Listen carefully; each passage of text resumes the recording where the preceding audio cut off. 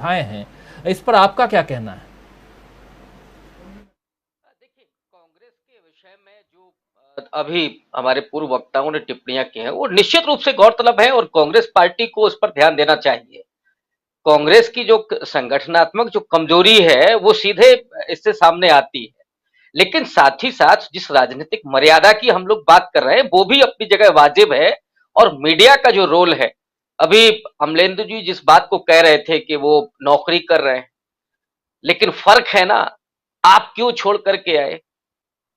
बच्चे आपके भी पल जाएंगे, उनके भी बच्चे पल रहे होंगे।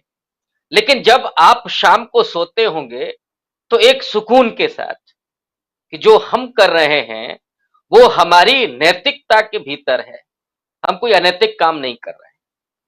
लेकिन जाहिर तौर पर गोदी मीडिया के पत्रकार जब घर जाते होंगे तो मुझे तो कभी कभी ये लगता है कि बिल्किस बानो का समर्थन करने वाले, वो सॉरी, उसके जो बलात्कारियों को छोड़ा गया उसका समर्थन करने वाले लोग जब अपने घर में जाते होंगे तो अपने बच्चों के सामने, अपनी पत्नी के सामने कैसे मुंह दिखाते हो? या किसान आंदोलन में जो लोग शहीद हो रहे थे और उसके बाद किसानों को आप खालिस्तानी बता रहे थे, या कोरोना जिहाद की जब बात कर रहे थे तो आप अपने बच्चों के साथ, अपने परिवार के साथ कैसे आंखें मिला पा रहे थे? या तो ये है कि आपकी आत्मा दरक चुकी है और फिर आपको कुछ नहीं दिखाई पड़ता, बहुत फर्क नहीं पड़ता। तो खैर, वो उसका अपना चरित्र है और निश्चित रूप से कभी मजबूरन, मसलिहतन या उनके अपने शौक में ये सारी चीजें हो रही हैं।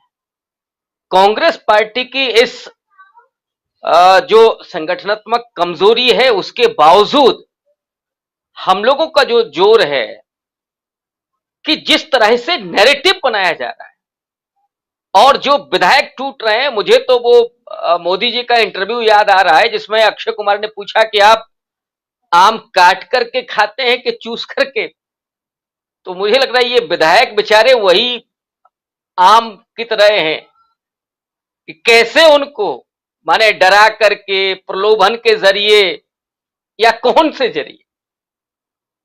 तो ये जो चीजें हो रही हैं वो अंततः वो भारत की जो राजनीतिक परंपरा है, मर्यादा है, उसका जो इतिहास है उसके अनुकूल है कि नहीं।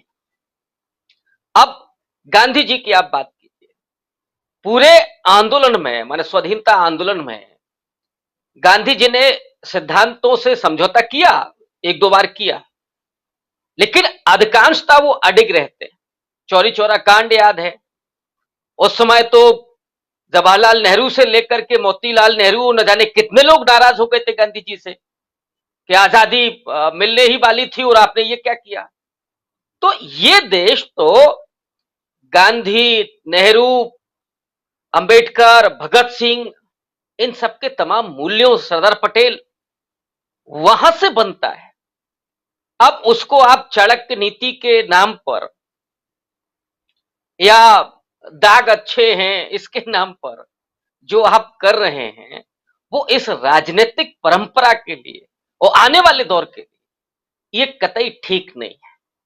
कांग्रेस की कमजोरी अपनी जगह है और मैं ये भी समझता हूं कि ये इतना भी राहुल गांधी को बेफिक्र नहीं होना चाहिए, जिम्मेदारी उनको देना चाहिए और लोगों को। लेकिन शायद उनको ये लगता है कि ये कांग्रेस को भी साफ करने का दौर है। ये हर जगह चल रहा है ना, वहां दाग साफ हो रहे हैं, यहाँ कांग्रेस के जो थोड़े बहुत गड़बड़ लोग हैं वो भी जाएं, नहीं खेप पा रही है। तो ये नई कांग्रेस बन रही है जो लड़ सकती है उन मूल्यों के खिलाफ जो समाज को बांटने वाले हैं, जो इस देश की राजनीति को विद्रूप कर रहे हैं।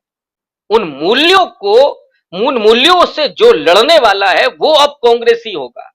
तो एक नई किस्म की कांग्रेस को ढालने की कोशिश राहुल गांधी संभवतः अपनी इस यात्रा के जरिए कर रहे हैं। इतनी मेहनत, आप सोचिए कि हम कल्पना भी करते हैं तो शहर जाते हैं, इतनी लंबी यात्रा। तो वो, और गांधी की हम लोगों ने दांडी यात्रा भी पढ़ी है, बाबा साहब का वो पूरा महाड़ आंदोलन भी, कि कितनी मुश्किलें आई होंगी लेकिन वो कदम नहीं रोके। राहुल गांधी के अगर कदम नहीं रुकते हैं, ठिठकते नहीं हैं, और मुझे लगता है कि उनके भीतर एक जुनून है, तो निश्चित रूप से राजनीतिक डिस्कोर्स भी बदलेगा, राजनीतिक कलेबर भी बदलेगा, और आने वाले दौर में राजनीतिक नेतृत्व भी बदलेगा। जी। क्या ये नई